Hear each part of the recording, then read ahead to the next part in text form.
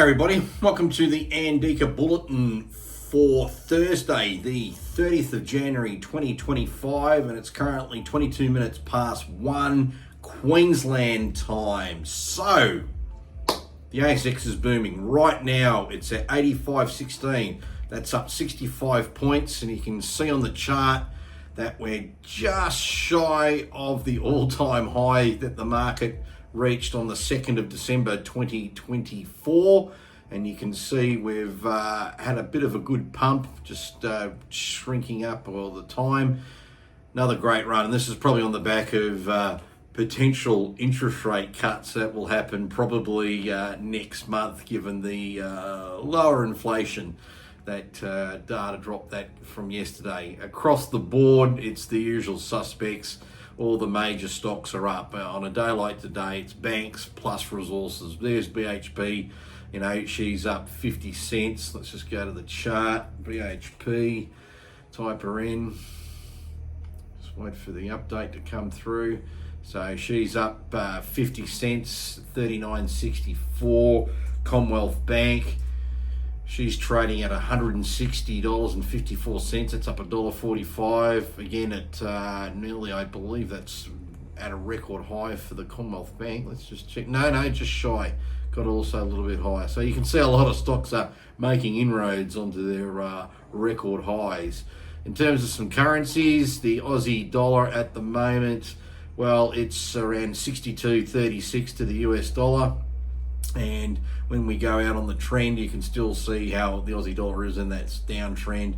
It was as high as around 66 cents around about the 7th of November 2024. So we're down to 62.3 now. Obviously, if the RBA cut rates, that'll put more pressure, in my opinion, on the Aussie dollar, which means it will probably fall further. Bitcoin right now in US dollars is $104,619. That in Aussie dollars is roughly nearly 168,000 Aussie dollars. So it's very real, people. As I've been mentioning, it's if you can't recognise that Bitcoin today is nearly 168,000 Aussie dollars, then your eyes are painted on. Now, interesting stuff. This is always a lot of fun. Trump slammed the hawkish Fed for failing to stop the problem that they created. And what's he basically talking about? Well, let's have a read here. In a statement on his Truth Social account, Trump wrote the following: "Because Jay Powell and the Fed failed to stop the problem they created with inflation, I will do it by unleashing American energy production, slashing regulation, rebalancing international trade, and reigniting American manufacturing." You see, the US Fed met yesterday and they decided not to cut US rates. Trump wants US rates down. To continue with President Trump, "But I will do much more than stopping inflation. I will make our country financially and otherwise powerful again. The Fed has done a terrible job on bank regulation. Treasury is going to lead the effort to cut unnecessary regulation and will unleash lending for all American people and businesses. If the Fed had spent less time on DEI, gender ideology, green energy, and fake climate change, inflation never would have been a problem." Fair enough comment. Instead, we have suffered the worst inflation in history of our country. Gotta love it, eh? Trump comes in, does the thump and all that sort of stuff. So that'll be something that'll be worth watching, that sort of rhetoric keep continuing on there. Now, this is interesting. The Czech National Bank, so this is the Reserve Bank in Czechoslovakia, may, I stress the word may, become the first European central bank to invest in Bitcoin as part of its diversification strategy for the country's foreign exchange reserves. That's a big deal, because if they do it, wow, that'll really wake up. The governor told the Financial Times that he would present a plan to the board to invest in Bitcoin as a way of diversifying the Czech National Bank's reserve at a meeting on Thursday. So that's their Thursday, so we're ahead of them. So we should know this outcome sometime this time tomorrow. Hopefully I'll have a report on the bulletin. For the diversification of our assets, Bitcoin seems good. I couldn't agree more. Should the board approve this, then the CNB could eventually hold as much as 5% of its 140 billion euro of reserves in Bitcoin. Just let that sink in. Now, it is a big if. They might elect not to do it. Or they might even elect to go 1 or 2%.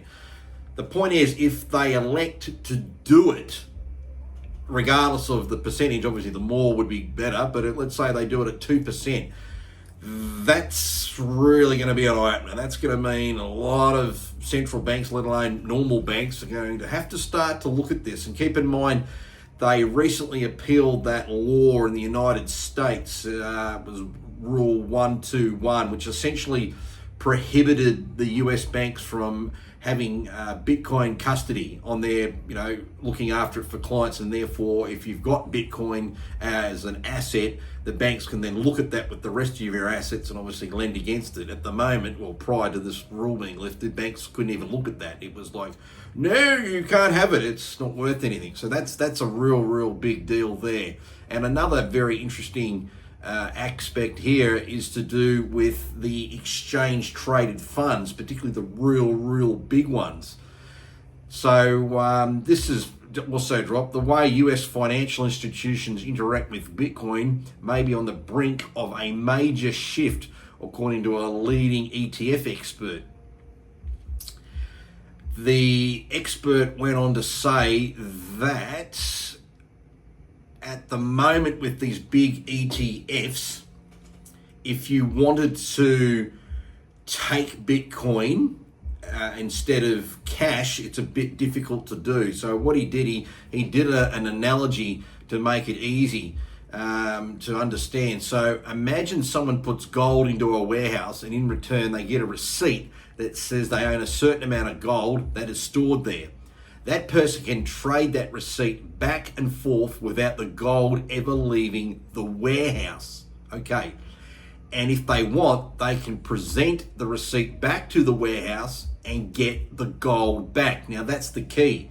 At the moment, you would have a share in the ETF and the gold's held in a big vault, probably in London or somewhere. And then as people sell the shares, someone buys them, and then the gold obviously doesn't move. He's basically saying they will allow at the prime level, this wouldn't allow the retail owners, this is just for the bigger institutional sides, to possibly redeem for, in this case, Bitcoin, or as an example he's giving, for gold.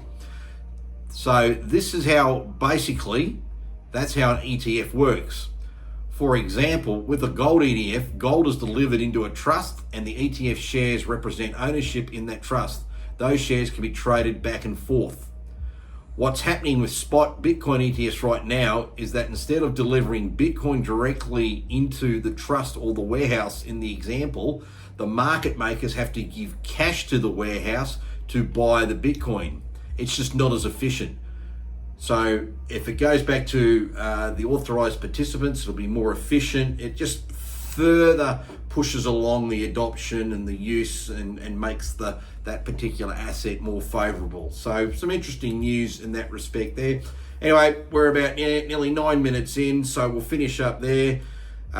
Keep also in mind, Sigma Health have relisted after being in a trading halt.